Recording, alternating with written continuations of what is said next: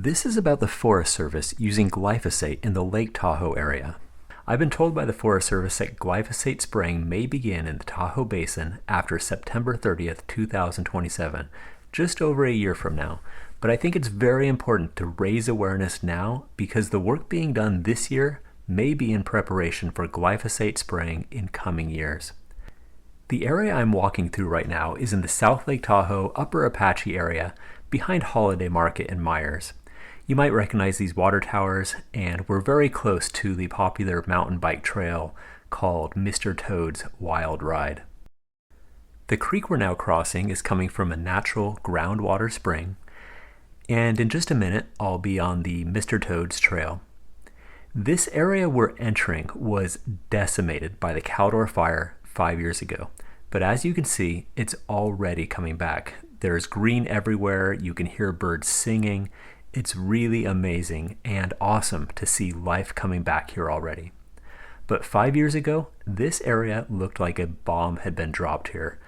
When the Caldor fire came, this area and the entire area I'll be walking you through was full of thousands of burn piles that had been cut several years before Caldor. Yes, the unburned burn piles were still here when Caldor hit. Now, just a couple years before Caldor, I went into the Forest Service office and I asked, why aren't those burn piles being burned? And the answer they gave me was that they ran out of money. Yes, they made thousands of burn piles and then ran out of money to burn them. So when Caldor hit, there were these thousands of very, very dry burn piles here, essentially kindling next to the still living trees. And the fire burned so hot that this area was essentially vaporized. The few burn piles you see now are all new. The burn piles that were here were vaporized. And as you'll see, it was a very sparse survival rate for the living trees near them. These trees would have had a fair amount of space between them if the burn piles had actually been taken care of rather than abandoned. And needless to say, it was very upsetting that the Forest Service hadn't done the job right. I wish I had said more in those years before the fire to possibly get those piles burned or removed. But that's why I'm making this video now, because I just learned that something even scarier than Caldor might be coming, and that's the chemical herbicide glyphosate. I say glyphosate is scarier because you can't see it, and animals don't know to run from it. And once the wind blows it around and rainwater carries it around, people won't know either. For those who aren't familiar, glyphosate is the chemical herbicide that was eventually removed from Monsanto's residential Roundup product after they paid out billions of dollars in cancer-related lawsuits.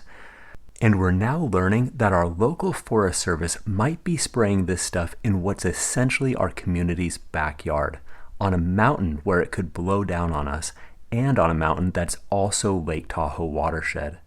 And my understanding is that they're using a safety study that's known to have been paid for by the very company that produced and profited from glyphosate in the first place, despite that company paying out those billions of dollars in cancer-related lawsuits. Now, what's even more disturbing than all that, in my opinion, is the fact that the Forest Service is giving people the impression that the forest even needs its plants to be poisoned in the first place. In a document released in March of this year, 2026, the Forest Service stated that due to the continued deterioration of the forest, they're waiving the pre-decision objection process to expedite project implementation. How dare they call this continued deterioration? What you see here is a forest coming back, and it's amazing how it's coming back. If you take a walk out here and take a close look for yourself, what you'll find among the brush are areas where pine or conifer seedlings are already coming up. And my first thought when I saw this was, wow, nature has this perfect system for preventing trees from growing too closely together. Once in a while, you'll come across an area without brush and you'll see like 10 pine seedlings coming up within 5 square feet, like way too dense. So clearly, this brush is good, great actually, for long-term fire prevention. And for the Forest Service to call this continued deterioration and to imply that the plants are too much competition for the conifers is infuriating. And to use that as justification to not listen to forest advocates and to say that these valuable native forest plants need poison, my God. I mean, who knows what the long-term effects of their glyphosate spraying will be? And why do we assume they know or care when they're citing a bogus safety study on one of the most controversial chemicals on the planet? The recent investigation into the Forest Service's increased use of glyphosate was titled Poisoning the Forest for the Trees. And in my opinion, that title perfectly describes what may be coming to the Lake Tahoe Basin. There will, of course, be impacts on other native plants in the area because the purpose is to kill these plants. And there will, of course, be impacts on the animals that have already returned to living in this area. And who knows about the animals that pass through these areas, and who knows long-term for us. Now, I'm not saying the Caldor area doesn't need any attention. For our sake, maybe there could be a fire break through the brush, which could double as trails to bring recreation back. Maybe some of this downed wood could be burned. And in future years, it seems wise to snip conifer seedlings that are growing too close together. But you don't need to spray controversial chemicals with unknown risks for any of that. This plant here is called whitethorn or whitethorn ceanothus. This one here is called snowbrush ceanothus. And this one is greenleaf manzanita. These are three plants that I see a lot of here right now that are providing this protection from conifer tree overgrowth. And it's important to understand that these are native species, native to the Sierra Nevada, natural to the Lake Tahoe region, and currently providing this very valuable pine tree spacing function. And once the pine trees start shading out these plants will thin out. Perfect system. But my understanding is that these three species are on the Forest Service's list of vegetation to treat or keep cleared with glyphosate. Well, besides undermining the value that these plants are providing, I can't even imagine how much chemical spray would be involved in clearing or keeping these plants cleared. Loads. And don't let the mention of backpack sprayers instead of aerial spraying deceive you.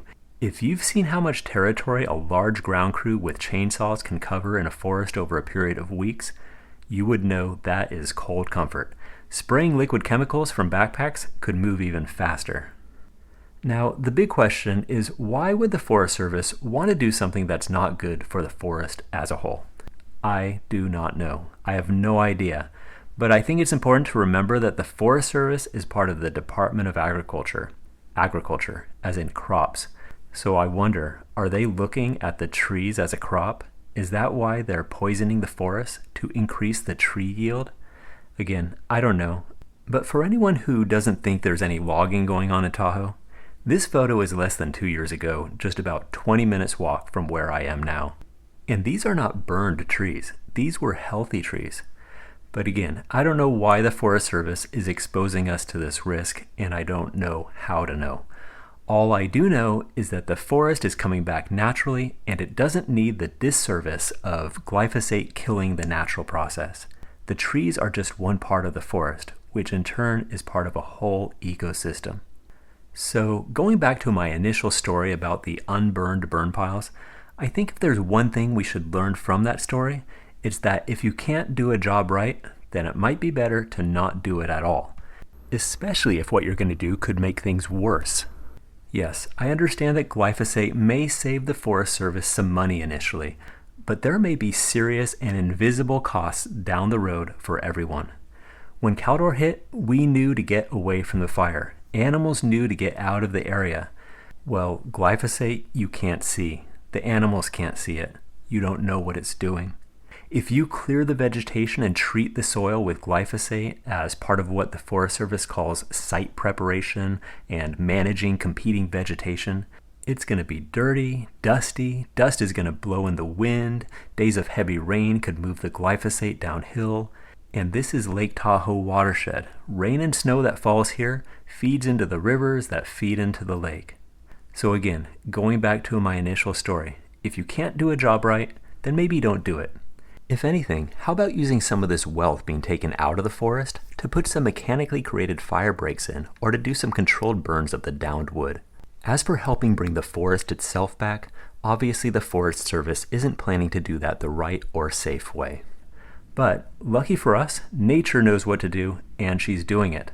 Some people might look at this vegetation right now and see a fire hazard, but come out here and look more closely. What you'll see is that the brush is currently performing an extremely valuable function in preventing the pine trees, conifers from growing too closely together, which in turn is preventing even greater future fire hazard. If the Forest Service for some reason wants the trees even closer together than what's natural, you gotta ask why. If they want to poison the forest to increase tree density while exposing animals and us to unknown risks, now is the time to question the very real dangers. And don't be intimidated by their long-winded and seemingly scientific reports. If the science they're using is bad, then what they're going to do here likely isn't right. I don't know much about what's going on, but I know something's very wrong. And this needs to be questioned now, because again, it's possible that the work they're doing this year could be in preparation for glyphosate in coming years. So we should all be concerned now. Currently, the Forest Service is saying that the public comment period is closed. That. I don't remember exactly, but apparently they sent a letter that said they were going to fix up the forest, and most people, including myself, probably thought that was great and that no comment was necessary. But if the letter didn't warn us that they were going to use an extremely controversial, probably cancer-causing chemical that most people would never expect to be used in a public forest, then that letter was Fortunately, an investigation uncovered the truth about what's heading to Tahoe, so at least we have a chance to speak up now, and we should, for ourselves, our community, future forest users, and of course for the forest itself. The Tahoe Basin, as we all know, is a very special place. This part of it, this mountain near Myers, may not look great right now, but she is definitely coming back, and she does not need chemicals like glyphosate poisoning that natural process. Neither do the animals out here, and neither do we.